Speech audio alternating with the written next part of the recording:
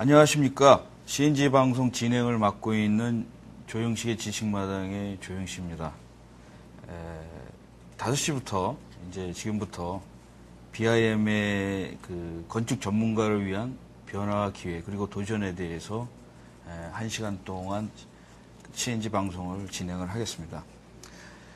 2011년 6월 28일 CNG 방송은 텍사스 AM 대학의 강호영 교수님과 함께 BIM에 대한 어떤 패러다임 그리고 또 좋은 기회 그리고 최신 정보에 대해서 말씀을 나누려고 그러는데 오늘 어렵게 나와주신 강 교수님 감사드리고 우리 그 시청자분께 인사하시죠.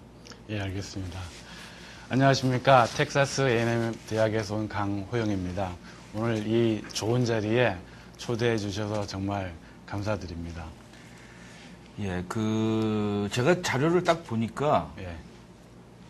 굉장히 미니멀리즘 같은 뭐 예술적으로 검은색에다가 흰색으로 이게 계속 이런 프레임워크로 프레젠테이션을 하십니까? 예, 저는 주로 그렇게 큰 타이틀만 걸어놓고 나머지 얘기들은 거기에 이제 붙여서 하는 그런 방식을 좋아하죠. 이거 보니까 이제 애플 같은 냄새가 났었어요. 예, 저는 맥을 씁니다. 아, 그러신 거예요. 저도 이제 좀 그런데 여기는 이제 안티 애플도 많습니다. 아, 그러세요? 참고로 저는 보통 일반적인 일들을 위해서는 맥을 쓰고요. 빌딩 인포메이션 모델링이나 아니면 다른 일들 할 적에는 PC를 쓰고요. 뭐 이렇게 특별하게 기계를 구분하지 않고 사용을 하는데 아무래도 제가 하고 싶은 일들을 좀 편하게 할 때는 맥을 자꾸 쓰게 되더라고요. 오늘 이제 BIM에 대해서 얘기하기 전에 이제 우리 프로는 나와주신 분에 대해서 좀 궁금해하는 질문이 있어요. 그래서 언제 미국에 가셨는지 또 한국에서 어떻게 무슨 일을 하고 계신지 아까 대화를 하다가 한국에 또 가끔 자주 오신다고 그러는데 어떤 일을 하시는지 좀 말씀을 해주시죠. 저는 토목공학과를 졸업을 했고요. 학교를 졸업하고서 한국전력기술이라고 하는 회사에서 한 10년 정도 원자력 발전소 설계하는 과정에서 3차원 CAD를 어떻게 하면 잘 사용해서 설계 시점에서 우리가 발견할 수 있는 간섭들을 미리미리 찾아서 건설 과정에서 생길 수 있는 오류를 미리 이제 막아보자고 하는 그런 취지로 1993년 정도에 그런 시스템을 도입을 해서 설계 프로세스를 한번 향상을 시켜보자 하는 그런 노력들이 있었는데요. 그 일들을 한 10년 정도 하다가 그러면서 이제 미국의 유소 회사에 많이 이제 방문할 기회가 있었죠. 그리고 이제 미국에 있는 대학도 이렇게 한번 살펴볼 수 있는 기회도 있었고, 이제 그러다 보니까 미국에 있는 대학에서 컨스트럭션 매니지먼트라고 하는 그런 과목을 가르치는 학교에서 하는 일들이 제가 한국전력기술이라고 하는 회사에서 하는 일하고 많이 비슷하더라고요. 그래서 어느 날 공부를 좀 더 해서 조금 더 체계적인 지식을 한번 얻었으면 좋겠다 해서 저희 이제 가족의 동의를 얻어서 제가 한국 나이로 36 때 이제 유학을 갔죠. 그래서 이제 텍사스 A&M 대학의 이제 토목공학과에 이제 공부를 시작을 해서 거기에서 이제 하던 일이 3차원 CAD를 이용해서 발전소 3차원 모델을 하고 간섭을 미리 찾고 하는 일들을 했으니까 거기에 조금 더 살을 붙여서 3차원 모델에다가 construction sequence까지 합치면 저희가 construction phase에서 이 시공 순서가 어떻게 된다고 하는 것을 보여줄 수 있으니까 그렇게 하면은 현장에서 시공을 할 때 이런 방식으로 하면 시공이 잘 되겠다. 아니면 이런 방식으로 하면은 조금 더 생산성이 증가가 되겠다. 아니면은 속도를 좀 빨리 할 수 있겠다. 이런 여러 가지 것들을 할 수 있는 기회들이 생기거든요. 그리고 제가 회사에 다닐 때 저희 상사분이나 아니면 저희 이제 한전 있는 많은 분들이 저한테 3차원 모델도 좋은데 거기에다가 추가로 좀 이렇게 시퀀스까지 보여주면 참 좋겠다. 그래서 이제 거기에서 아이디어를 얻어서 이게 4차원 모델이라고 하는 것이 건설 생산성을 향상시키는 데 많이 도움이 주겠구나 해서 이제 그걸 가지고 공부를 했어요. 이제 공부를 마칠 즈음에 Construction Science라고 하는 그런 과에서 좋은 기회가 생기고 주변에서들 많이 이제 추천을 해주셔서 그 과에서 이제 학생들을 가르치기 시작했고요. 그래서 이제 그 이후부터 이제 지금까지 계속 같은 학교에서 학생들을 가르치는데 이제 주로 가르치는 과목은 빌딩 인포메이션 모델링 이거를 이용해서 컨스트럭션 프로젝트를 운영할 때 얼마나 커뮤니케이션들을 잘 하는데 도움을 줄 것이냐 하는 그런 주제를 가지고 학생들을 주로 가르쳐요. 그러니까 저희가 가르치는 빌딩 인포메이션 모델링은 그냥 3차원 모델링을 해서 클라이언트한테 보여주는 것을 넘어서서 이 툴을 이용해서 어떻게 하면 이 건설 프로젝트에 참여하는 모든 사람들이 커뮤니케이션들을 좀 더 원활하게 해서 모든 사람들 같은 페이지에 이제 데리고 와서 실수하지 않고 건설 프로세스를 처음부터 끝까지 잘 운영하게 할 것이냐 그런 것들을 가지고 이제 얘기를 하고요. 학교 밖에서는 이 건설 회사들, 미국 이제 텍사스에 있는 건설 회사들을 중심으로 빌딩 인포메이션 모델을 이용해서 어떻게 하면 건설 생산성을 높일 수 있을 건지 그런 것들을 우리가 살펴보기 위해서 제가 이제 2009년부터 이제 컨퍼런스를 하나 조직을 했어요. 그 빔 텍사스 컨퍼런스라고 하는 프로그램을 만들어서 작년에는 달라스에서 한 200명 정도 되는 건설 전문가들을 모시고 저희가 오너 입장과 그다음에 제너럴 컨트랙터 입장에서 빔을 사용하는 입장이 얼마나 다른지 그것들을 살펴보는 그런 기회들도 가졌고요. 지금은 빔 텍사스 얼라이언스라고 해서 오너들과 그다음에 컨트랙터들 그다음에 서브 컨트랙터, 스페셜티 프로바이더 이런 분들을 다 모아서 우리가 어떻게 하면은 실수하지 않고 빌딩 인포메이션 모델을 건설 생산성 향상에 잘 이용할 것인지 그런 것들을 논의하기 위한 조직을 이제 만들고 있어요. 그래서 이제 미국으로 돌아가서 지금 이제 창립 모임을 하려고 준비 중에 있습니다. 그 커뮤니티 중심인가요? 아니면 뭐 이런 커뮤니티를 좀 뭐 확산을 거기도 이런 모임들이 많이 있을 거 아니에요. 그렇죠. 그쪽에서 주로 하는 모임들은 크게 나누면은 빌딩 스마트 얼라이언스라고 하는 그런 조직의 사람들이 이제 많이 참여를 하고요. 두 번째로 크게 움직이는 조직은 저희 이제 건설협회가 있어요. AGC라고 하는 건설협회가 있는데 그 건설협회 산하에 빔 포럼이라고 있어요. 그래서 이제 빔 포럼이 미국의 각 도시를 돌아다니면서 컨퍼런스를 진행을 하는데 여기서 얘기하는 주제들은 어떻게 보면 많이 이제 형이상학적인 얘기들을 네. 하고요. 네.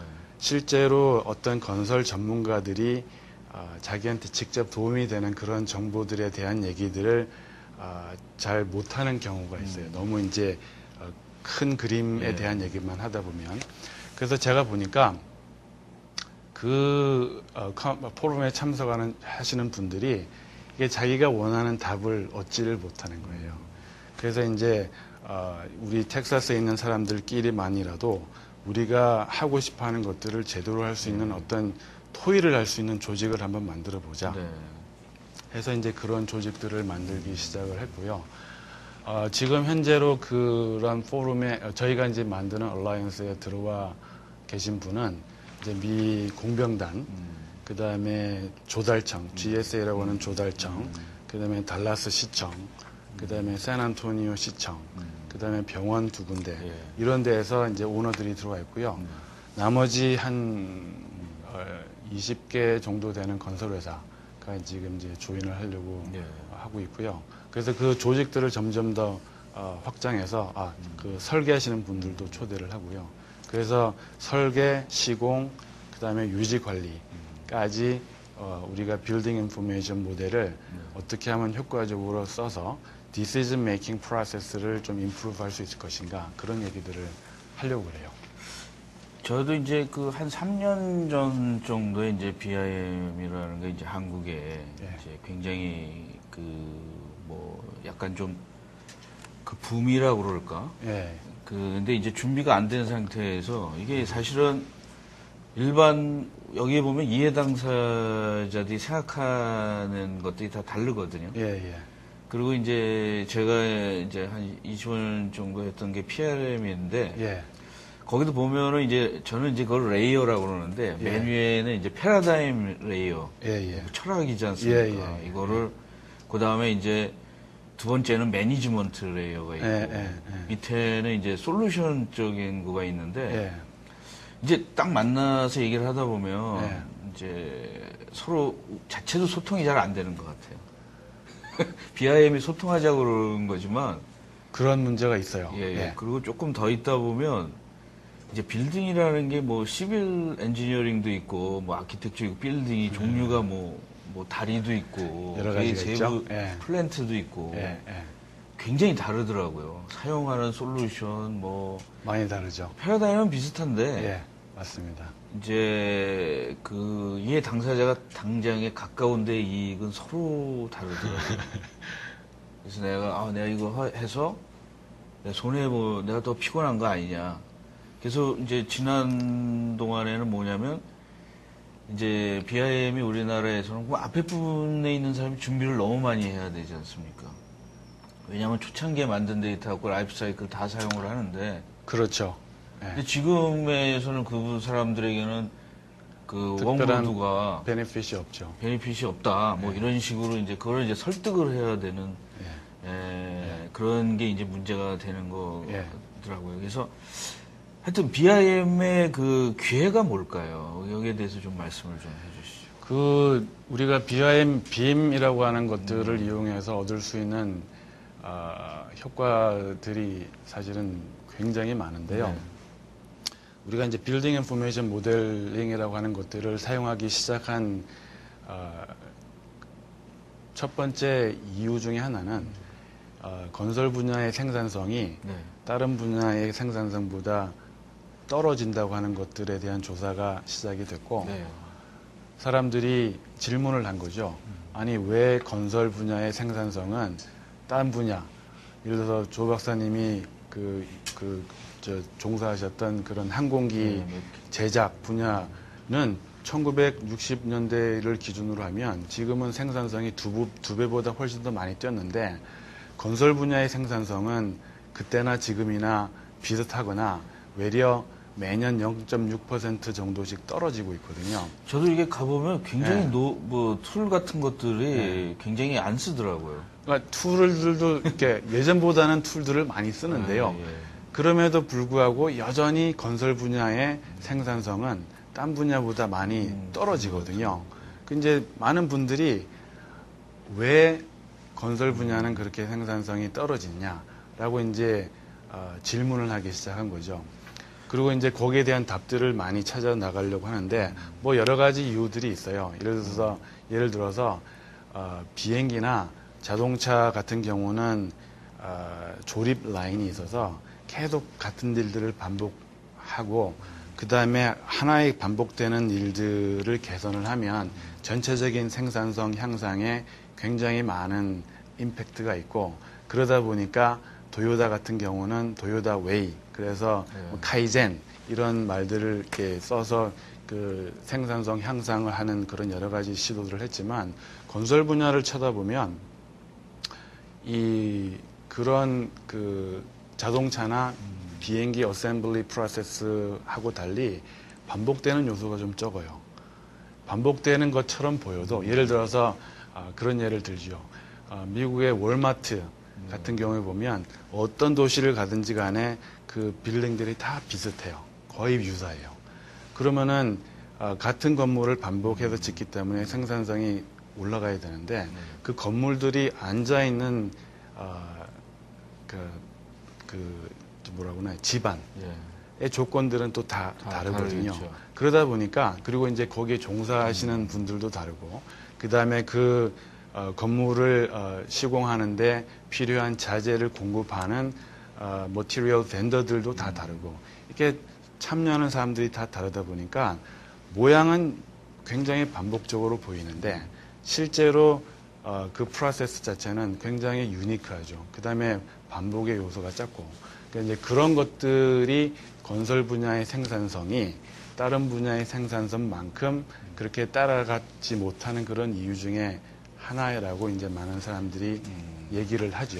근데 저는 이제 다른 분야에 있기 때문에 이제 제가 반박을 한번 하겠습니다. 왜냐하면 저희가 이런데 피해량 같은 거는 이제 그 잠수함이나 그 항공모함 이런 것도 할 때도 사용하거든요. 그것도 사실은 반복은 아니거든요. 그냥 프로젝트 프로그램인데 그래서 저는 이제 좀 신뢰되는 말 같지만 좀 그 시빌 엔지니어 이런 데 있는 분들이 역사도 오래됐지 않습니까? 사실은 2000년 좀 공부를 덜 하신 거가 아닐까.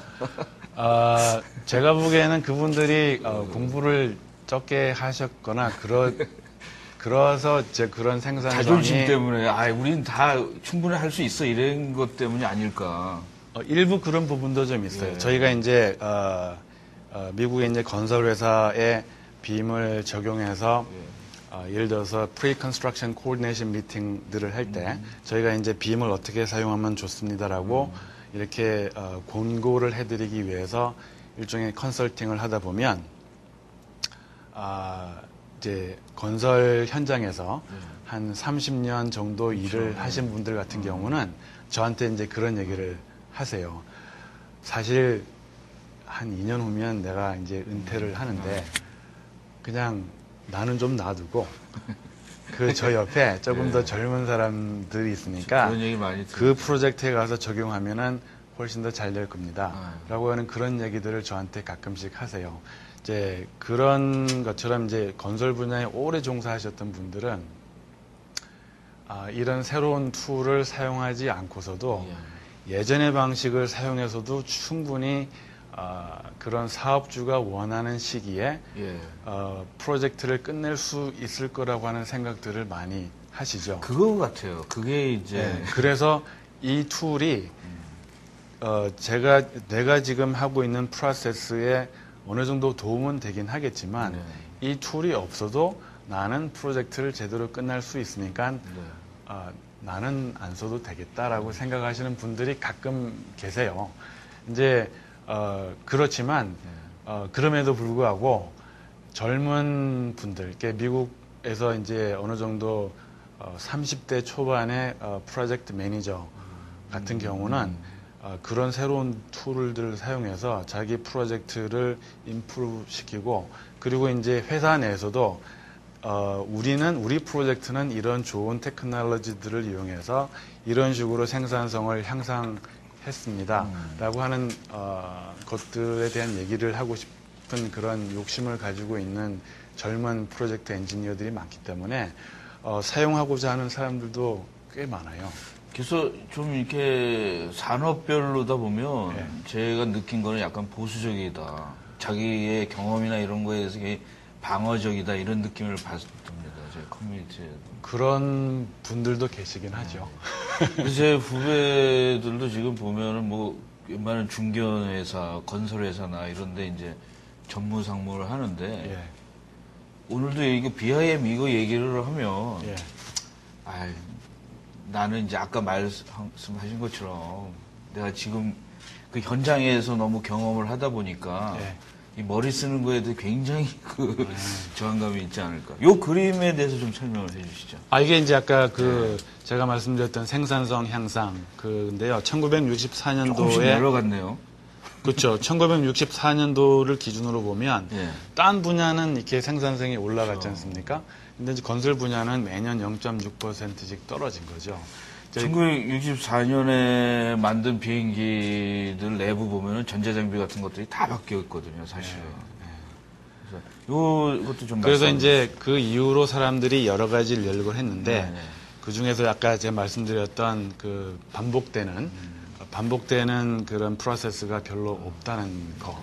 그 다음에 건설 분야에 참여하는 많은 분들이 서로 이제 경쟁을 심하게 해서 우리가 가지고 있는 기술은 남들한테 보여주기 싫다든지 뭐 이런 것들. 그 다음에 너무나 많은 참여자들이 있다는 거예요. 그러니까 건설 프로젝트 한번 시작이 되면 한국에서 그 협력업체의 수가 한 적게는 20개, 많게는 50개 정도의 협력업체들을 모아서 공사가 진행이 되거든요. 이제 그분들이 전부 다 같은 페이지 안에 있어야 빌딩 인포메이션 모델도 사용할 수 있는데 많은 제너럴 컨트랙터들이 가지고 있는 고민 중에 하나가 자기 회사는 빌딩 인포메이션 모델을 써서 가고 싶은데 HVAC를 제공하는 프로바이더는 그런 벤더가 우리는 잘 모릅니다라고 이제 시작이 하면은 이 분들이 하고 싶어도 못 하게 되는 거죠. 그래서 이제 많은 분들이 이런 그 한계를 넘어가기 위한 그런 방법은 뭐냐 이제 얘기들을 하기 시작하고 그러면서 이제 몇몇 그 니스트라든지 피아텍이라든지 그런 리서치 콘소시엄에 있는 분들이 우리도 테크놀로지들을 잘 이용을 하면 건설 분야의 생산성 향상을 하는데 기여할 수 있을 겁니다. 한번 해봅시다. 해서 이제 여러 가지 시도들을 하게 됐어요. 그래서 이제 피아텍 같은 경우는 그 테크놀로지 로드맵이라고 그래서 앞으로 우리가 5년 또는 10년 동안 이런 테크놀로지들을 사용을 해서 건설 생산성 향상하는 거를 한번 시도를 해봅시다 하는 그런 얘기도 했고요. 그래서 이제 많은 분들이 테크놀로지들을 이용해서 우리가 할 수 있는 일이 이렇게 있으니까 한번 시도를 해봅시다 하는 그런 얘기들을 하기 시작했죠. 그러고 난 다음에 어떤 조사를 하나 하기 시작했는데요. 아마 그 다음 슬라이드에 있을 거예요. 하나 더 나가시죠. 여기 보시면은 이게 이제 피아텍에서 한 조사 중에 하나인데요. 이제 Valuing Emerging Technology라고 하는 프로젝트를 한번 진행을 했었어요. 이 프로젝트가 뭐냐면 건설회사의 이제 임원들을 대상으로 테크놀로지들을 다루는 임원들을 대상으로 저희가 이제 물어봤어요. 만약에 어떤 자금이 있다고 할 것 같으면 건설 생산성 향상을 위해서 어떤 테크놀로지들을 사용해서 건설 생산성을 향상시켜 보시겠습니까? 해서 9가지 정도의 테크놀로지들을 이제 찾았는데요. 지금 여기 보이는 리스트는 맨 밑에부터 시작해서 위에 올라갈 때까지 이제 선호하는 방식, 선호하는 테크놀로지들을 열거를 해놨는데요. 뭐 밑에 있는 테크놀로지들은 다 이제 읽어보시면 알겠고요. 맨 위에 있는 거, Construction Simulation Technology라고 하는 그 기술을 가장 많은 건설회사의 임원들이 사용하고 싶어 했어요. 그러니까는 이 뭐냐면 현장에서 시공을 하기 전에 우리가 가상의 환경에서 어떤 공사를 처음부터 끝까지 해볼 수 있다면 그리고 그 과정을 통해서 우리가 현장에서 할 수 있는 실수를 미리 해볼 수 있다면 그리고 그 실수를 방지하기 위한 어떤 아이디어를 미리 찾아내고 그것들을 이용해서 실수를 실제 현장에서는 안 하기 위한 방법들을 찾아낼 수 있다면 그러면 현장에서 시공을 할 때는 똑같은 시공을 2번 하는 셈이 되니까 아무래도 이제 생산성 향상이 많이 이제 가능하잖아요. 그래서 많은 회사들이 그런 컨스트럭션 시뮬레이션 테크놀로지들을 사용하고 싶어 했는데 그런 테크놀로지들을 그런 어떤 그 니드를 제공해주는 여러 가지 툴 중에 하나가 빌딩 인포메이션 모델이라고 하는 것들로 나왔죠. 그래서 그 다음 슬라이드를 보시면은 요거는 이제 제가 나름 정의하는 빌딩 인포메이션 모델링인데요. 그러니까 3차원 모델하고 그 다음에 3차원 모델에 이렇게 그 통합되어 있는 인포메이션들을 이용해서 우리가 설계, 그 다음에 시공, 그 다음에 더 나아가서는 유지 관리 시점에서도 정보들을 우리가 가지고 있는 지식들을 잊어버리지 않고 생산성 향상을 하는데 한번 더 잘 사용해보자 하는 그런 취지로 나온 게 이제 빌딩 인포메이션 모델이죠. 이제 굉장히 이해가 됐는데 이제 그러면 이제 3D 모델링이 어느 정도 이제 스탠다드가 돼 있나요? 3D 모델은 특별하게 스탠다드 그러니까 표준화돼 있지는 않아요. 지금 이제 많은 건설업체나 설계 회사에서 사용하는 애플리케이션들을 보면 뭐 가장 많은 애플리케이션은 이제 레빗이라고 하는 애플리케이션, 오토데스크사에서 나온 애플리케이션들을 많이 쓰는데 그 이외에 다른 애플리케이션들을 쓰는 그 설계 회사들도 있어요.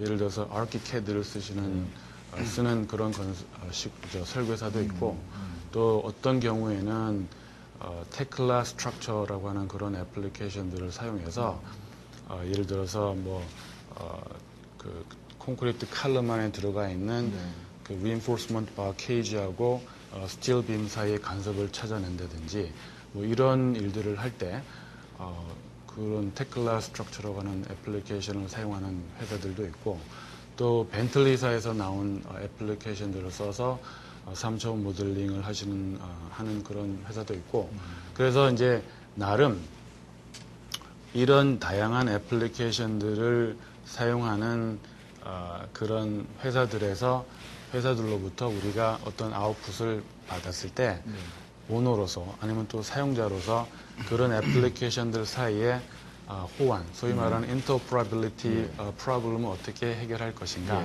하는 그런 얘기를 하는 분들도 계세요. 제가 이제 질문이 이제 그거였거든요. 왜냐하면 이제 어떤 회사가 이 프로젝트 때문에 뭐 자기가 잘 쓰는 뭐 캐드를 바꿀 수가 없지 않습니까? 엔지니어들이 그 캐드를 한번 쓰면은 엔지니어들이 잘 안 바꾸거든요, 이게. 못 바꿀 수 있지요. 못 바꿀 수 있지 않습니까? 그런 거에 대한 어떤 그게 이제 걸림돌일 수도 있다라는 생각들이 많이 들어요. 오너가 특별하게 지시를 하지 않을 때에는 지금 현재는 그래요. 현재는 미국에서도 많은 오너들이 특별하게 빌딩 인포메이션 모델을 사용해서 이 프로젝트를 수행을 해 주십시오 라고 하는 요구를 하긴 하지만 어떤 경우에는 특별한 애플리케이션을 지정하지 않는 경우도 많거든요. 이제 그런 경우에는 조 박사님께서 말씀하신 것처럼 그 업체가 편하게 사용해왔던 그런 툴들을 이용해서 프로젝트를 수행하는 경우가 많은데요. 우리가 이제 그 오일 앤 가스 인더스트리에서 지난 20년 동안 3차원 캐드를 사용한 방식을 보면 이런 것들은 예측할 수 있을 것 같아요. 뭐냐면 그쪽에서는 오너들이 자기 퍼실리티의 그 오퍼레이션하고 메인테넌스를 위해서 어떤 툴들을 지정을 해요. 우리 회사는 이 플랜트 메인터넌스를 위해서 A라고 하는 애플리케이션들을 사용합니다. 그래서 우리 프로젝트를 수행하시는 분들은 A라고 하는 툴을 이용해서 프로젝트를 수행하셔야 됩니다. 라고 requirement에다가 명시하는 경우가 있어요. 빌딩 컨스트럭션 인더스트리에서도 만약에 앞으로 오너들이 이 빌딩 인포메이션 모델을 이용해서 퍼실리티를 메인테인 하고 싶어 하실 경우에는 그렇게 주문할 수 있죠. 우리는 A라고 하는 애플리케이션을 써서 그 3차원 모델을 기반으로 해서 우리 빌딩의 유지 관리를 하고 싶습니다. 그래서 우리 프로젝트에 들어오시는 분들은 A라고 하는 애플리케이션을 사용하셔야 됩니다. 라고 얘기를 만약에 한다면 그러면 그때부터는 이 애플리케이션을 선택하는 어떤 그 주도권이 설계사나 시공사에서부터 오너로 이제 넘어가게 되는 때가 올 수도 있죠. 근데 이제 만약에 그게 되면 이제 장점도 있지만 이제 그 문제가 이제 다른 분야에서 보면 굉장히 나눠져요, 파가. 왜냐하면 자기 툴을 지켜야 되니까. 그게 굉장히 그런 정치적이 될 수가 있다라는 거죠. 그런 가능성도 없잖아 있기는 있는데요.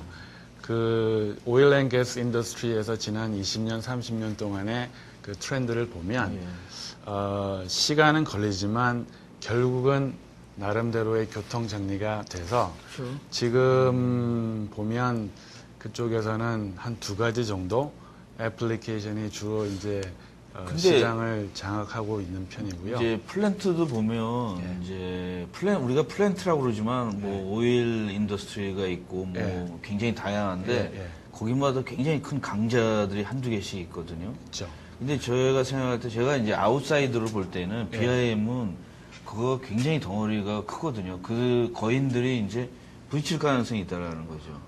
지금 그 여러 가지 그 테크놀로지 프로바이더들이 그런 시장의 마켓 쉐어를 늘리기 위해서 나름대로 굉장히 노력을 많이 하죠. 그 오토데스크사가 그런 노력을 가장 적극적으로 하는 회사 중에 하나인데요. 이제 그 회사들은 저희 같이 이제 학교에 있는 사람들한테 그쪽 애플리케이션들을 사용해서 학생들을 빌딩 인포메이션 모델을 강의하기를 원하죠. 그렇게 되면 학생들은 저희가 가르치는 거는 원리를 가르치지만 이론적인 원리를 가르치지만 그 원리를 가르치기 위한 어떤 도구로 빌딩 인포메이션 모델링 툴을 쓰게 되잖아요. 그러면 그 학생이 처음 노출된 그런 애플리케이션을 계속 사용할 가능성이 아무래도 많죠.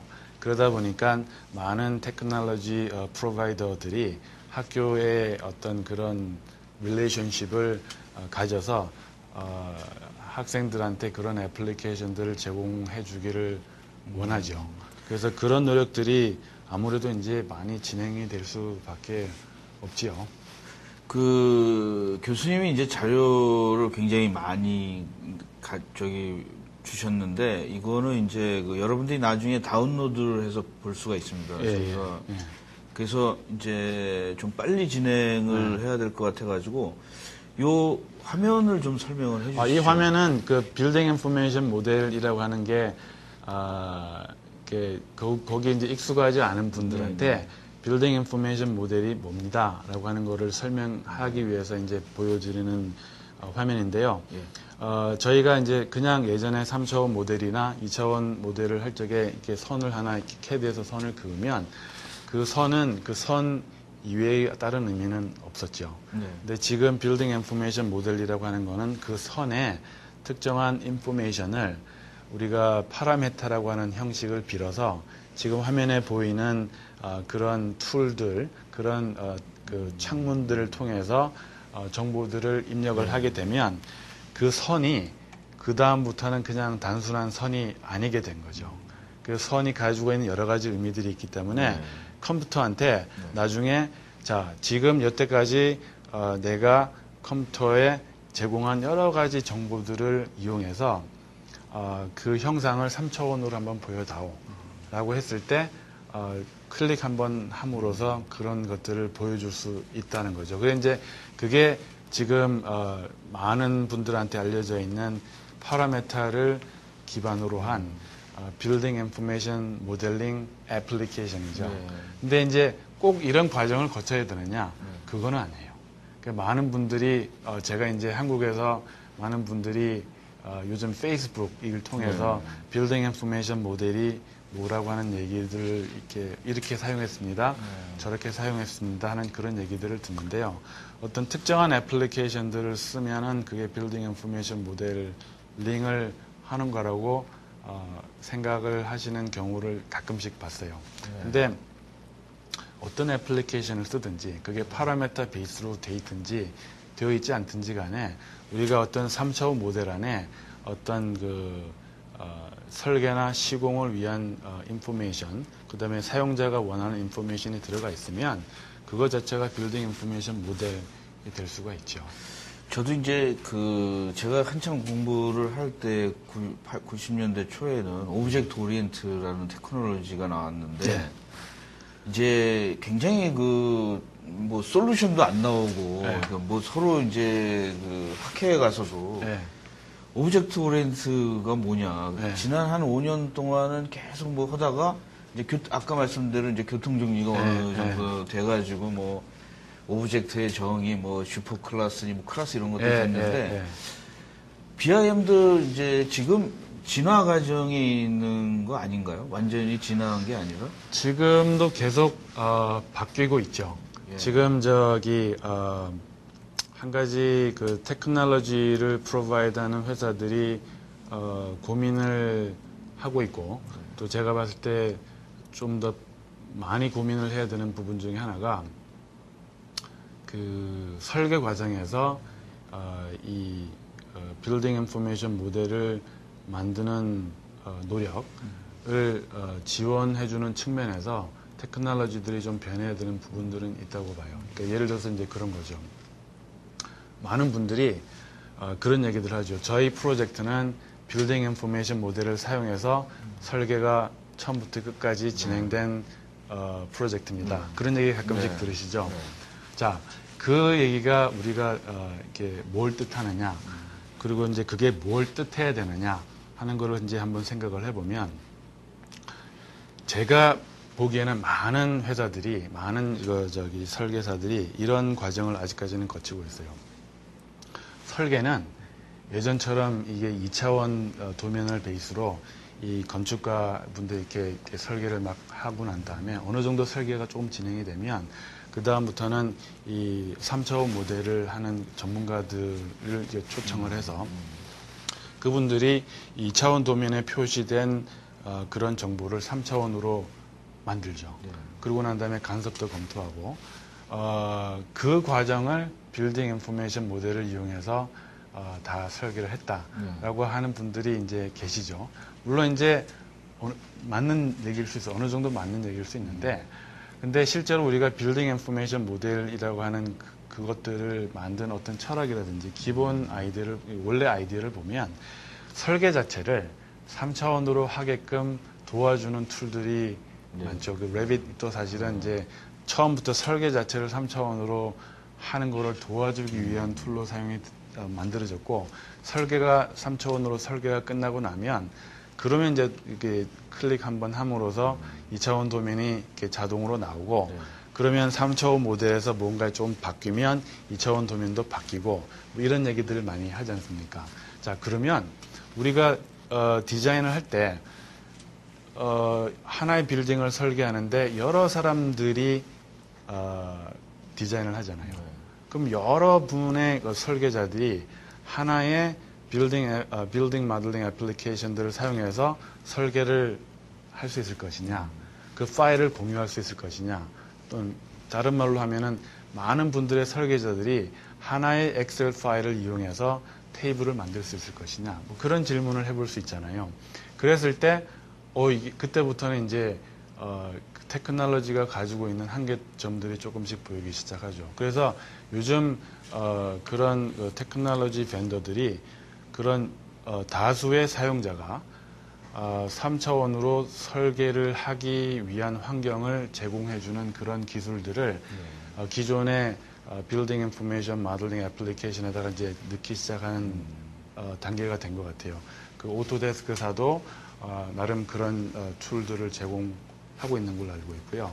그 다음에 ArchiCAD라고 하는 애플리케이션도 그런 툴들을 제공해 오는데 아직까지 이제 익숙하지는 않지만 그런 다수의 사용자가 3차원으로 설계를 하기 위한 툴들을 제공해 주기 시작했으니까 그런 방식으로 이제 애플리케이션들이 이제 발전을 하고 그 다음에 오일 앤 가스 인더스트리 쪽을 진행되는 걸 잠시 한번 살펴보면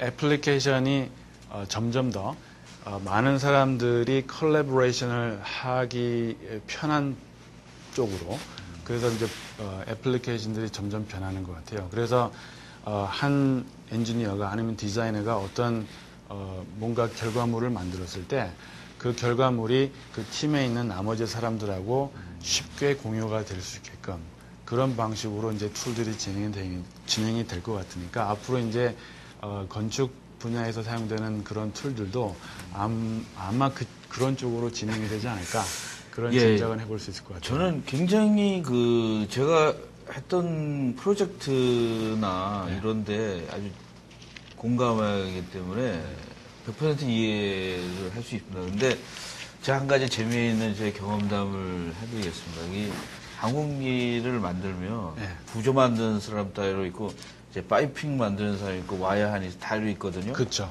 근데 자신들의 툴들이 있어요. 그래서 만들어서 회의하고 가서 만들면 서로 안 맞아요. 왜냐하면 같이 일하지는 않고 자기 나름대로의 원칙이 있으니까. 그래가지고 제 한국에서는 이런 적이 있었어요. 그때 이제 CAD에다가 그 부분에다 이렇게 마우스를 갖다 대면 그 설계하는 사람 전화번호가 이렇게 딱 나오게. 그래서 그게 굉장히 효과적이었어요. 왜냐하면 이 도면을 누가 만들었는지 지금 어디까지 했는지 이걸 모르니까 그래서 막 얘기하다가 지금 좀 이제 한국 같은 미국 같은 좀 이게 심한 얘기일지 모르는데 한국은 그 부위를 딱 누르면 그 설계한 사람 전화번호가 그래서 전화를 걸어서 당장 이렇게 하면서 이런 홀을 옆으로 하라 간섭이나 이런 거 왜냐면 이렇게 모여가지고 이렇게 토론하고 막 이렇게 하는 문화가 아직은 좀 쉽지가 않더라고요, 한국에. 그래서 저는 이제 걱정이 BIM이라는 패러다임 모든 사람들이 대부분 이제는 야, 이게 트렌드다. 그리고 2D보다 3D가 더 낫다. 뭐 이런 거에 대해서는 어느 정도 지난 3년 동안 공감을 하는 것 같아요. 근데 이제 생각보다는 모르겠어요. 물 밑에서는 막 발전이 되는지 모르겠는데 굉장히 빨리 발전할 것 같았는데 이렇게 지난 3년에 제가 생각했던 예측보다는 좀 덜 발달한 것 같은 생각이 들었습니다. 아마 생각보다 많은 시간이 필요할지도 몰라요. 여러 가지 이유가 있는데 우리가 이제 기술자, 건설 분야의 전문가들이 이 테크놀로지를 어댑트 하는데 걸리는 시간, 그분들이 가지고 있는 약간의 저항, 뭐 이런 것들 때문에 시간이 걸리는 것도 있고요. 그 다음에 테크놀로지 자체가 처음에는 한 사람이 어떤 프로세스를 이노베이트 하는데 도움을 주는 애플리케이션에서 시작을 해서 나중에는 여러 사람이 다수의 사람들이 공동 작업을 하기 쉬운 쪽으로 이제 일이 진행이 되는 방식으로 가는 과정 자체가 사실은 한쪽에서만 드라이브를 할 수가 없고 이게 피드백이 되면서 이렇게 인터랙티브하게 진행이 돼야 되는 부분들이 있기 때문에 시간들이 좀 걸리죠. 이게 이제 시간이 이제 한 15분 정도 남았기 때문에 한 5분 정도 좀 도전이 여기 이제 그림을 좀 보시면서 요 설명을 해주시죠. 이런 것들은 이제 가장 뭐 기본적으로 이제 예. 그 우리가 쉽게 얻을 수 있는 장점이 이제 간섭 체크 이런 것들 많이 이제 얘기들 하죠. 그 다음에 이제 두 번째로 지금 이제 미국 같은 경우는 많은 그 건설 회사들이 이 간섭 체크만 제대로 할 수 있어도 그 Pre-Construction Coordination Meeting 할 때 간섭 체크만 제대로 해도 우리가 빌딩 인포메이션 모델을 위해서 투자한 금액을 충분히 회수할 수 있다고 생각을 해요. 그래서 그런 장점이 많은 건설회사가 빌딩 인포메이션 모델을 사용해서 시공하게끔 이제 도와주는 시작하게 되는 그런 계기를 제공을 했고요. 이제 그러면서 이거 외에 다른 것들은 더 할 수 없을까 하는 그런 기회들을 찾기 시작한 거죠. 그래서 이제 그 기회 중에 하나가 constructability analysis. 조금 더 이제 구체적으로 얘기하면은 지금 화면에서 보시다시피 construction sequence 자체를 완성된 그 building information 모델만 가지고 얘기하는 게 아니라 진행 과정에 있는 모델을 우리가 그 현장에 있는 현장 사무소에서 시공 전문가들이 모여서 하나씩 한 스텝 바이 스텝으로 이제 시공 과정들을 쳐다보면서 자, 이 시점에서 우리가 협력업체 A, 협력업체 B가 해야 되는 일들이 이 공간에서 이런 일들이 일어나는데 두 업체 사이에 뭐 이렇게 문제는 없으시겠어요? 라든지 아니면은 이 단계에서 우리가 사용해야 될 장비는 이런 것들을 사용을 하는데 이런 장비들을 사용하는 데 있어서 우리가 충분한 스페이스가 있는지 뭐 그런 얘기들을 할 수가 있는 거죠. 지금 화면에 좀 전에 화면에 보였던 그런 이 장면은 그 시공을 우리가 하다 보면 그 가설물을 만들죠. 지금 보이는 뭐 거푸집이라든지 스캐폴딩이라든지 이런 것들까지 표현을 하게 되면 그러면 현장에서 아주 제한된 현장 스페이스를 어떻게 활용을 하면 우리가 건설 생산성을 많이 높일 수 있을 것인지 그런 얘기들도 할 수가 있고요. 그 다음에 지금 보이는 화면은 이게 이제 워싱턴 주의 도로국에서 빌딩 인포메이션 모델을 어떻게 사용하는지 예를 보여주는 건데요. 여기서는 이제 3차원 모델을 그 스트럭처 어널리시스 하는 패키지까지 넘겨서 지진이 일어났을 때 우리가 만든 구조물이 어떤 식으로 파괴가 될 건지 그런 것들을 미리 한번 시뮬레이트를 해보고 그런 것들을 방지하기 위한 설계 방법 그 다음에 그런 사고가 일어났을 때 우리가 시민들한테 어떤 식으로 이베큐에이트 해야 될 건지들을 얘기할 수 있는 이제 계기가 되는 거죠. 저는 나중에 부분이 더 사회에 더 공헌할 것 같아요. 왜냐하면 처음에 BIM이 왔을 때 약간 좀 엔지니어들은 힘들고 오너들은 되게 더 이익이 많이 가지 않을까 그런 생각들. 저도 엔지니어 출신이니까. 왜냐하면 생산성을 더 높이라 그러면 그 생산성에 오는 파이가 엔지니어에게도 오냐. 난 일 더 하고 오늘 이런 주제는 아니지만. 그 시공 과정에서는 그 현장에서 일을 하는 건설 전문가 개개인한테 어떤 베네핏이 갈 것이냐라고 우리가 만약에 질문을 한다면 그분들이 소위 말하는 informed decision을 만들게 할 수 있는 계기는 제공을 해주죠. 현장에서 현장 소장님들이 많은 의사결정을 매일매일 해야 되잖아요. 근데 그분들이 의사결정을 하는데 어떤 우리가 비주얼한 인포메이션들을 제공해 줄 수 있다고 할 것 같으면 그분들이 아무래도 어떤 확신을 가지고 의사결정을 내릴 수 있으니까 이제 그분들한테는 그런 도움을 줄 수 있을 거고요. 시공사의 사장님한테는 아무래도 시공 자체를 빠른 시간 내에 그리고 좀 더 저렴하게 시공을 끝낼 수 있으니까 이익을 더 많이 남기겠죠. 그 다음에 이제 오너들 입장에서는 아무래도 이제 공사를 빨리 끝내고 공사가 끝나고 난 다음에 그 시설물을 유지 관리하기 위한 어떤 인포메이션의 툴이 생기니까, 풀이 생기니까 그것들을 이용해서 할 수 있는, 얻을 수 있는 베네핏들이 되게 많죠. 네. 오늘 이제 서서히 이제 시간이 한 10분 정도 남았는데 질문을 좀 받으려고 합니다. 거기 쪽지에다가 질문을 좀 보내주시면 되겠습니다. 질문이 오는 동안 이제 저희가 질문을 해야겠습니다. 사실은 뭐 이렇게 보면 제가 처음에 BIM을 딱 봤을 때 이제 메케니컬 쪽은 이제 디지털 모갑이라고 그래가지고 시뮬레이션이나 이런 것들이 이제 왜냐면은 이제 좀 규모가 작으니까 정교하게 하고 근데 그 CAD를 이제 이런 아키텍처 CAD에다 적용하기는 만만치가 않더라고요. 왜냐하면은 이제 그거는 굉장히 작은 점이고 그리고 이제 CAD가 토목, 뭐 파이핑, 뭐 조선, 뭐 플랜트도 이제 굉장히 그 강자들이 따로 이렇게 쫙 있어가지고 그래서 여기 굉장히 힘들겠다 이런 생각을 했었습니다 사실은. 저도 이제 그리고 이제 아까 말씀하셨을 때 프로젝트 하면서 몇 가지 이제 실제 상황에서 막 부딪히고 막 이랬던 것들이 이제 옛날 생각이 막 나더라고요. 사실은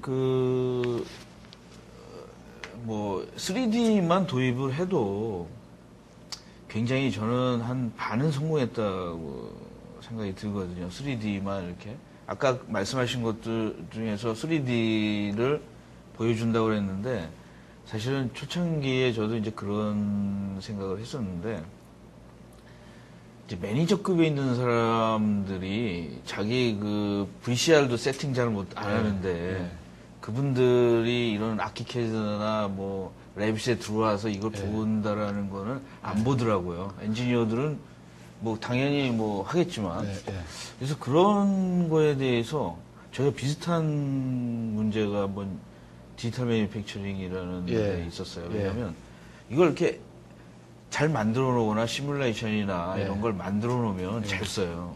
누가 만드냐는 거죠. 노가다이기 때문에. 그 아주 좋은 질문 하셨는데요. 첫 번째 아까 그 질문하셨을 적에 그 정보 얘기하셨잖아요. Building Information Model. 그러면 중간에 인포메이션이 들어가는데 그 인포메이션은 빌딩 모델에 인티그레이티드 되어 있는 인포메이션이잖아요.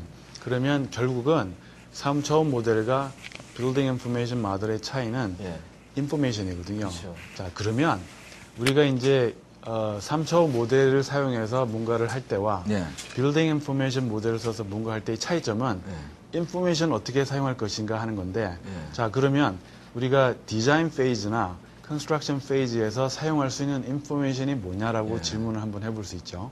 그 다음에 또 한 번은 디자인 페이지나 컨스트럭션 페이지에서 우리가 생산돼서 만들었던 그런 인포메이션이 나중에 공사가 끝나고 난 다음에 건물을 유지할 때 얼마나 사용될 것이냐. 최근에 그 재미있는 얘기를 한 분 계세요. 그 퍼실리티 매니지먼트를 하기 위해서 텍사스 A&M 유니버시티 시스템에 어떤 프로젝트를 도와주는 분이 계신데요. 그분이 그 ENR이라고 하는 매거진에 이런 얘기를 했어요. 자기가 보기엔 빌딩 인포메이션 모델에 들어가 있는 정보의 한 7% 정도만 공사가 끝나고 난 다음에 건물을 메인테인하는 데 밖에 사용이 안 되는 것 같더라. 그렇죠. 나머지 93%의 정보는 건물을 메인테인하는 데 사용되지 못하는 정보들이 많더라. 이런 얘기를 했거든요. 자, 그러면 7%는 사용되니까 좋다고 치면 나머지 93%의 정보는 누가 쓰느냐 이거죠. 자, 그러면 우리가 시공 시점에서 사용될 수 있는 정보는 아까 간섭 체크, 그 다음에 컨스트럭션 시퀀스. 그거 할 때 사용될 수 있는 정보는 간섭 체크는 사실은 인포메이션이 없어도 돼요. 그 다음에 컨스트럭션 시퀀스는 어떤 액티비티가 시작하는 시간하고 끝나는 시간 그 두 개만 있으면 돼요. 그죠? 그 다음에 액티비티들 사이의 관계. 그 다음에는 어떤 인포메이션들을 더 사용해서 우리가 시공성을 생산성을 더 높일 수 있겠습니까? 라고 했을 때 사실은 이제 대답이 궁해지거든요. 자, 그러면 우리가 이제 질문할 수 있는 거는, 자, 그 잘 사용되지 않는 93%의 정보를 우리가 왜 넣어야 되느냐. 그게 이제 그 정보를 넣는데 이제 가격이 비싸잖아요. 그죠? 그렇죠. 그 다음에, 또 다른 질문은 우리가 아까 건물을 유지 관리하는데, 필요한 7% 정보가 사실은 다는 아니고 그보다 더 많은 정보가 필요한데 그 정보는 누가 입력을 해줄 것이냐. 만약에 시공사가 그 정보를 입력해야 된다고 할 것 같으면 시공사 입장에서는 그 정보를 입력함으로써 자기가 하는 일에 도움을 주지는 못하죠. 네. 자, 그러면 누군가가 그 인포메이션을 집어넣어 달라고 했을 때 그거를 무료로 해줄 수 있을 것이냐. 그런 질문도 해볼 수 있죠. 예. 또 하나는 이제 그 오너나 이렇게 외부에 있는 분들은 이제 3D 모델링, 그러니까 사람들이 이제 3D 모델링과의 그 혼란을 하거든요. 시각적인 3D 콜, 3D 모델링이 아니거든요. 3D 모델링 안에는 물성치나 엄청난 인포메이션이 많이 들어가 있는데, 그 모든 게 이제 그 비용이 또 증가할 수도 있단 말이죠. 그렇죠. 그런 거에 대해서 우리가 너무 저는 이제 이건 사실은 BIM 업계의 조언이거든요. 왜냐하면 그 오너나 이런 분들은 돈이나 뭐 시간, 뭐 이 퀄리티 이런 거거든요. 그래서 그게 어느 정도, 그러니까 뭐 이제 산업에서는 ROI라고 그러는데 ROI를 보여주지 않으면 이 사람들 안 움직이는 사람들이 그렇지 않습니까? 그렇죠. 그 미국에서도 보면 그 오너들하고 그 컨트랙터들 사이에 어떤 차이가 있어요. 어떤 차이가 있냐면은 비용을 누가 댈 것이냐. 컨트랙터들은 당연히 오너가 자기들이 빌딩 인포메이션 모델을 만드는데 필요한 인원이나 시간에 대한 지불을 하기를 원하죠. 오너들은 컨트랙터들을 보니까 자기네들이 빌딩 인포메이션 모델 만들고 간섭 체크해서 자기네들이 얻어가는 베네핏이 더 많더라 이거죠. 그런 걸 보면서 우리가 왜 컨트랙터한테 빌딩 인포메이션 모델을 하는데 필요한 비용을 우리가 지불해야 됩니까? 라고 하는 질문들을 해요. 그래서 아직도 누가 그 비용을 지불해야 되느냐 하는 그런 소위 토의가 계속 진행이 되고 있죠. 아직도 됩니까? 그렇죠. 지금도 많은 오너들은 우리가 왜 그거를 지불해야 됩니까? 라고 얘기를 하고요. 근데 이제 미래는 앞으로는 이제 그런 것들은 예상해 볼 수 있을 것 같아요. 만약에 오너가 설계자나 시공자한테 우리가 건물을 메인테인하기 위해서 이러한 특별한 정보들이 모델에 들어갔으면 좋겠는데 이 정보는 시공할 때나 설계할 때 어떤 프로세스를 증가시키는데 전혀 도움은 주진 않지만 우리를 위해서 좀 입력을 해 주십시오. 라고 부탁을 하게 될 경우에는 자연스럽게 그 노력에 대한 이런 대가는 우리가 지불을 하겠습니다. 라고 하는 그런 새로운 패러다임이 미래에는 일어날 수도 있지요. 이제 한국인 같은 경우는 이제 제가 느끼는 건 이제 싸게 팔고 나중에 이제 라이프 사이클 동안에 그걸 이익을 이제 환수하는 스타일이거든요. 이게 그래서 빌딩도, 패실리티나 빌딩도 사실은 건설하는 비용보다 라이프 타임으로 뭐 수십 년 쓰는 비용이 더 많다고 그러더라고요. 그렇죠. 그런 쪽으로 이제 설득해야 되지 않을까. 빌딩 같은 경우는 에너지 사용.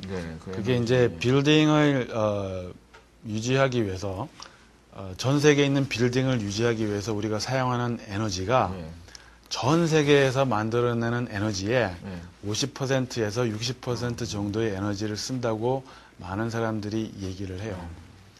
그 전 세계에서 생산되는 50% 에너지의 50%, 60%를 사용한다면 그건 엄청난 양이잖아요. 그래서 그 에너지 사용하는 걸 조금만 줄일 수 있다면 많은 에너지를 이제 세이브할 수 있다고 보고 사람들이 설계하는 과정에서부터 에너지를 적게 사용하는 그런 빌딩들을 만들기 위한 노력들을 하는데 거기에 이제 빌딩 인포메이션 모델을 활용하고 싶어하는 그런 설계사하고 시공사들이 많죠. 그리고 이제 그런 3차원 모델 또는 빌딩 인포메이션 모델을 이용해서 그런 에너지 사용하는 트렌드, 앞으로 건물이 지어지고 난 다음에 50년 동안 우리가 건물을 사용한다고 했을 때 50년 동안 사용하는 에너지는 이렇습니다. 이 빌딩을 이렇게 방향을 만들었을 적에는 앞으로 50년 동안 사용하는 에너지가 이렇고 빌딩을 약간 이렇게 틀면 에너지 사용량이 이렇게 감소합니다. 아니면 빌딩의 파사드라고 그러죠. 그 재료를 A라고 하는 머티리얼에서 B라고 하는 머티리얼을 사용하게 되면 에너지가 이렇게 감소합니다. 하는 그런 설명을 그 건물주한테 설명하기가 굉장히 편하고 설계하는 분들은 그런 것들을 조사하기가 많이 편리하죠. 제가 이제 좀 원하는 제가 이제 그런 걸 해서 오너들에게 단순하게 이제 뭐 BIM을 하면 이게 트렌드입니다. 뭐 해가지고는 너무 늦다라는 걸 느꼈어요. 지난 시간 동안에. 왜냐하면 구체적으로 그러니까 뭐라 그러나 스토리나 이걸 만들어서 해야지 뭐 이거 하면 좋습니다 가지고는 이 돈을 쓰는 사람들이 이게 쉽게 안 쓰더라고요. 그렇죠. 저 건축주 같은 경우는 아까 말씀하셨던 그 투자 대 환수, 그 환수 비용이 환수할 수 있는 금액이 자기가 투자하는 금액보다 작으면 아무도 안 하죠. 그래서 이제 빌딩 인포메이션 모델을 사용하는 경우도 제가 봤을 적에는 거의 다르지 않다고 봐요. 그래서 우리가 빌딩 인포메이션 모델을 사용해서 얻을 수 있는 이익이 투자 금액보다 많다고 하는 확신이 쓰지 않으면 그쵸. 그거를 사용할 수 있는 사람은 굉장히 드물죠.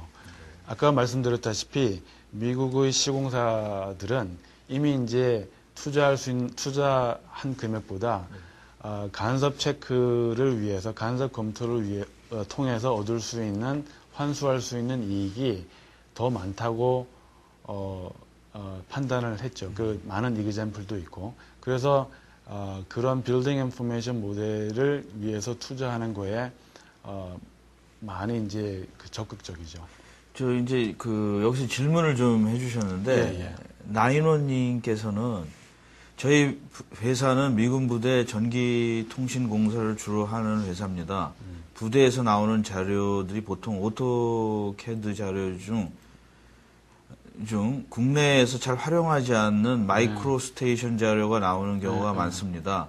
현재 국내에서 미군 부대 측의 공사들이 어느 정도 BIM에 적용되고 있는지 알고 계신지요? 미국 공병단 같은 경우, 육군 공병단 같은 경우는 빌딩 인포메이션 모델을 어느 정도 규모 이상의 프로젝트에 사용해야 된다라고 명시를 하고 있어요. 그리고 구체적으로 빌딩 인포메이션 모델을 어떻게 사용하라라고 하는 얘기도 하고 있고요.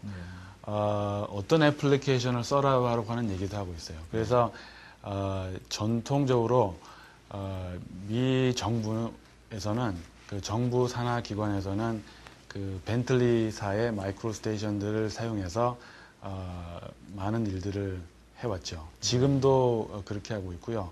벤틀리사의 제품들을 쓰는 유저들은 미 공병단, 그다음에 해군, 그다음에 미 여러 주정부의 도로국 이런 쪽에서는 아직도 마이크로 스테이션을 많이 이제 사용을 하고 있고요. 한국에서는 제가 마이크로 스테이션이 많이 이제 사용되지 않는 걸로 얘기를 듣긴 들었는데요. 미국에서는 여전히 많은 유저를 확보를 하고 있고 그 마이크로 스테이션 베이스에 또 벤틀리사가 만든 그런 그 빌딩 인포메이션 모델링 애플리케이션 자체가 가지고 있는 그런 장점들도 많기 때문에 그런 장점들을 적극적으로 활용하는 오너들이 많죠. 미 공병단이 그 중에 하나고요. 예. 우리나라도 전에는 많이 썼는데 이제 뭐 한전이나 이런 데서 썼는데 이제 덜 쓴다고 그러더라고요. 주로 오토데스크 쪽으로 다 이렇게 스탠다드를 가는 과정이라고 그러는데 안재원님께서는 이런 질문을 하셨어요. 약간 정치적인 건데 예. 한국에서는 정부 주도의 BIM의 도입이 진행되고 있는데 미국과 비교해서 양국의 근본적인 차이점은 어디 있다고 보시는지요? 혹은 방향이 맞게 가고 있다고 보시는지요? 이런 식으로 이제 어떤 정책적인 질문을 하셨어요. 미국 같은 경우도 처음에 GSA라고 하는 그 조달청, 네. 한국으로 말하면 조달본부 정도가 될 것 같아요. 거기에서 빌딩 인포메이션 모델링을 사용하는 것들을 선도했죠. 네. 그래서 GSA가 이런 발표를 한 이후 많은 사람들이 빌딩 인포메이션 모델들을 사용하기 시작했어요. 우리는 앞으로 정부에서 발주하는 어떤 특정한 프로젝트에서는 꼭 빌딩 인포메이션 모델을 사용하셔야 됩니다. 그래서 그 어나운스먼트가 많은 설계사들이 빌딩 인포메이션 모델을 공부하고 사용하기 시작한 계기가 된 거는 사실이고요. 한국 정부가 만약에 그런 노력을 만약에 하고 있다고 할 것 같으면 그 부분은 양국의 두 나라 사이에 어떤 비슷한 트렌드가 되는 것 같고요. 그 이후에 미국 같은 경우는 설계사뿐만 아니라 시공사에서 자기들 스스로 많은 노력들을 해서 빌딩 인포메이션 모델링을 사용해서 얻을 수 있는 장점들을 찾아내기 시작했죠. 그래서 지금은 그런 어떤 얘기들이 많이 오가고 있는, 이게 좀 재미나는 얘기인데요. 건설 분야에 있는 그 전문가들이 그 오너들, 그러니까 정부 기관에 있는 분들을 리드하고 싶어 하세요. 네. 처음에 시작은 GSA에서 이렇게 갑시다라고 네. 시작이 됐는데 지금은 건설 전문가분들이 많은 공부들을 하셔서 이런 그 오너들에게 우리가 이런 방향으로 가야 됩니다라고 하는 그런 얘기들을 많이 하죠. 그렇죠. 네. 근데 이제 제가 좀 질문했던 거와 비슷한 좀 질문을 하셨는데 이게 이제 그 손아님께서 이런 질문을 하셨어요. 현재 한국에서 빌딩 스마트 협회 주관하여 BIM이라는 표준 가이드를 마련하는 데 노력하고 있습니다. 물론 쉽지 않아 보이고요. 앞으로 말씀하셨던 많은 업체들의 이해관계가 있으니까요. 그렇다면 미국의 BIM의 표준은 어느 정도 진행되어 있나요? 근데 좀 짧게 말씀해 주세요. 왜냐하면 이게 굉장히 엄청난 질문인 것 같아요. 너무 큰 질문인 것 같아가지고. 각 주마다 나름 표준이라기보다는 가이드라인을 정하려고 하는 노력들을 많이 해요. 뭐 위스콘신 주는 위스콘신 주 나름대로 우리 주 정부에서 발주하는 공사에서는 빌딩 인포메이션 모델을 이렇게 사용해 주십시오. 그 다음에 저희 텍사스 같은 경우는 달라스 시청에서도 그런 노력을 하고 있고요. 이제 저희 학교하고 달라스 시청하고 지금 이제 그런 가이드라인을 만드는 작업들을 하고 있고요. 그 다음에 아까 말씀드렸던 그 빔 텍사스 얼라이언스라고 하는 조직을 통해서 그 문제가 뭐냐면 각 단체마다 공병단이면 공병단, 그 다음에 GSA면 GSA, 각각 나름대로 우리를 위해서 빌딩 인포메이션 모델을 사용할 때는 이렇게 해주십시오라고 하는 가이드라인들이 있어요. 건설 전문가 입장에서 볼 적에는 A라고 하는 오너와 B라고 하는 오너를 위해서 일을 할 때 이 조금씩 다른 거죠. 빌딩 인포메이션을 사용해야 되는 방식들이. 그래서 어떻게 하면은 이 같은 목소리를 내서 가이드라인을 만들 수 있을까 하는 그런 노력들을 지금도 하고 있어요. 그러면은 제 질문이 좀 한데 그러면은 우리나라에는 가이드라인이 됐습니까? 한국이요? 예. 한국은 제가 어떤 가이드라인이 있는지 아직 잘 모르겠어요. 아직 가이드라인이 없나요? 뭐 여기 보면은 그 협회도 많이 생기고 뭐 굉장히 뭐 커뮤니티도 좀 생기고 그러는 것 같은데. 제가 단체는 빌딩 스마트 얼라이언스 하고 그다음에 빌딩 인포메이션 모델링 학회도 있는 거 새로 만들어진 걸로 알고 있고요.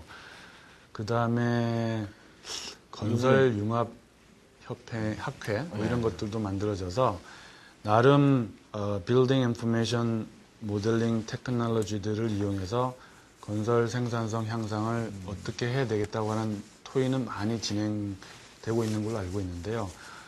특정한 가이드라인을 만들어서 이렇게 했으면 좋겠습니다라고 제안을 하셨는지는 아직 잘 모르겠어요. 이상하잖아요. 3년이 됐는데 가이드라인 아직 없다며. 그게 그런 것도 있을 거예요. 예를 들어 빌딩 스마트 얼라이언스 같은 경우는 사용자라고 보기는 힘들잖아요. 그러니까 사용자가 미국 같은 경우에 사용자가 우리를 위해서 쓸 적에는 이렇게 해주십시오라고 말을 사용자가 나서야 되겠네요. 그렇죠. 사용자가 어느 정도 나서서 우리를 위해서는 이렇게 해주십시오라고 하는 얘기가 없으면 예를 들어서 빌딩 스마트 얼라이언스가 뭘 하나 만들었는데 그 사용자가 우리하고는 안 맞는 것 같은데요 라고 만약에 얘기를 하면 그러면 이제 그것도 좀 문제가 되죠. 예, 이제 시간이 굉장히 많이 지나가지고 이제 정리를 해야 될 것 같습니다. 오늘 진짜 굉장히 좋은 말씀 많이 해주셔서 감사드리고요. 좀 많이 한국에 자주 오셔가지고 한국의 좀 BIM이 좀 정착이 되도록 노력해 주셨으면 좋겠습니다. 감사합니다. 오늘 저도 아주 좋은 기회가 돼서 여기 이제 지금 다 여기 자리에 계시진 않지만 인터넷을 통해서 많은 분들하고 의견을 나눌 수 있는 기회가 생겨서 기회를 주셔서 정말 감사드리고요. 저한테 어떤 질문을 하고 싶으시거나 또 다른 의견을 구하시는 분들은 여기 슬라이드에 보면은 아마 이메일이 있을 거예요. 이메일을 한국말로 주시면은 제가 그 시간이 되는 한 아주 열심히 답을 해드리도록 하겠습니다. 우리 페이스북에서 한번 다시 보시죠. 예, 오늘 감사드리고요. 이게 시간 내서 나와주신 강 교수님도 감사드립니다. 네, 이것으로 오늘 CNG 방송을 마치겠습니다.